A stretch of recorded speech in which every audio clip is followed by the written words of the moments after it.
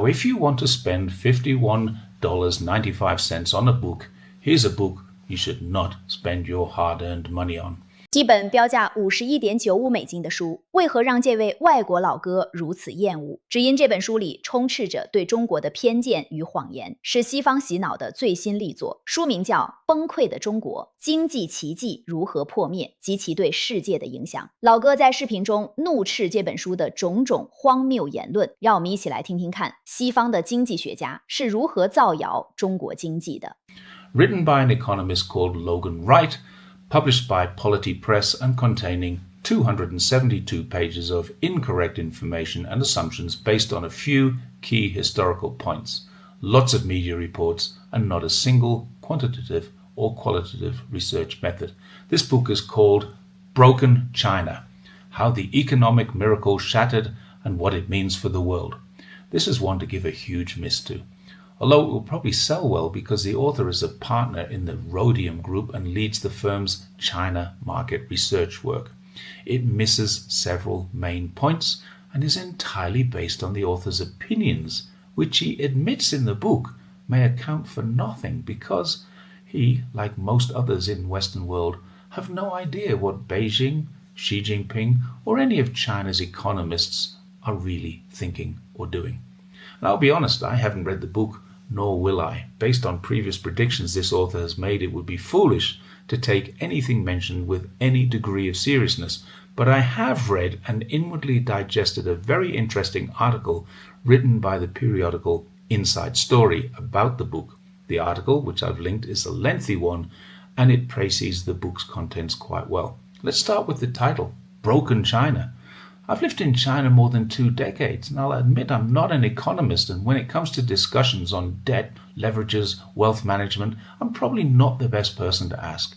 But when it comes to the society in which I live, the massive improvements, not just in infrastructure, also in the products available, the improvements in the services, not just government services, but all aspects of life and lifestyle, wealth accumulation, increases in lifestyles at every level of society,then it's absolutely clear one thing about China, it's not broken.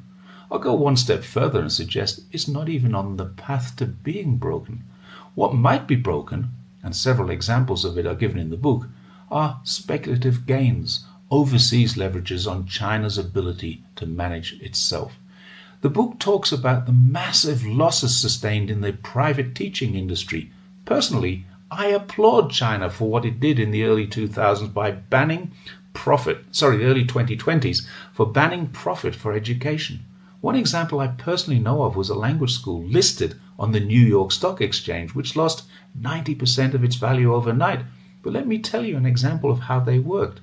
They would put 1,000 students into an online classroom and charge each of those students 60 to 100 RMB to be talked at by an expert in IELTS.Now, there are not many things I do claim expertise in, but the International English Language Testing System, IELTS, would be one of them. I was an IELTS examiner for 2 years and a teacher for 13 years. I also studied the IELTS statistics and I wrote papers to help improve Chinese kids' prospects. The average score in China when I was examining was 5.3. The highest score is 9.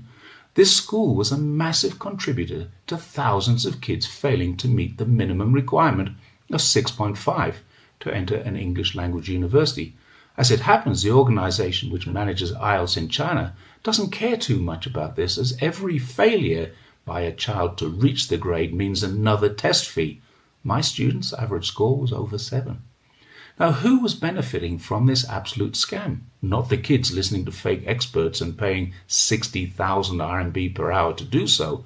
Not the fake expert who was probably paid a couple of thousand RMB for the online lesson. Not the online hosting team who were getting base rates. The New York investors. Thank goodness China stopped this. Not only did they stop it, but they made sure it couldn't continue with ongoing policies which benefit parents, children, and actually, once it stabilized, benefited the local industry, but it failed to benefit international investors. Another example used in the book is this massive crackdown on speculative gains in the housing market. Once again, media rather than factual research is used to establish that Chinese people suffered. They did not, they do not, and they will not suffer. Media reported that many people lost their savings. No, they did not at all. Bank savings in China are the world's highest on a per capita basis. They were before the housing crash and they still are today. Business Insider magazine, I've linked, reported in late 2024, well after the housing market crashed, that household deposits rose to 147 trillion, that's 20 trillion US dollars, and they continue to rise. Chinese people like to save. They like to buy property for sure, and if you ask any Chinese person in the street whether they're happy with the housing prices, they will all say yes. Why is it that every Chinese person I talk to tells me they're happy with this, but every international economist that I read tells me it's terrible? Because Chinese people are not like Westerners who invest their savings in a property. Chinese people buy a place to live. They may buy an investment property, but they do so with cash. They have no debt on it. They rarely sell them. The second-hand market for homes in China has always been lower than the price of a new home, and it remains that way today. People buy homes for living and not for speculation. Most of the people who lost money on the property market crash were overseas investors. Country Garden went broke because it couldn't pay its international debt bonds.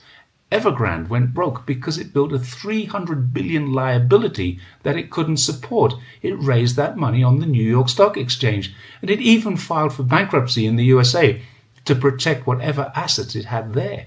Again, there was some pain in China, but the vast majority of losses from Evergrande's collapse were to overseas investors speculating on China's growth. The company was finally wound up in Hong Kong, not in New York. It's also worth noting that the founder, Xu Jiayin, pleaded guilty in Shenzhen just a couple of months ago to massive fraud charges. I predict he will be sentenced to death, but that will be suspended for 2 years, and he will spend most of the next 20 years in prison. This was as good as a direct result of government policy. This is not a bad policy. China did this quite deliberately. It's still possible to buy a new home in China quite cheaply. Prices will remain in line with inflation, which is virtually zero, and many economists in the West see this as a negative. I've never yet met a shopper in any country in the world who sees rising prices as a good thing. Have you? The author refers to a 2018 banking default in Henan, which was not in 2018. The Chinese regulatory body, the Shuchang CBIRC, discovered irregularities in 2018, which resulted in assets being frozen. During the investigation, protests related to it occurred in 2022. They were indeed violent as a result of this, but the article doesn't finish the story. By 2024, every person who had been defrauded by an illegal act on the part of that bank was reimbursed. Every person involved in the illegal activities has been prosecuted. Even Wikipedia got this story mostly correct.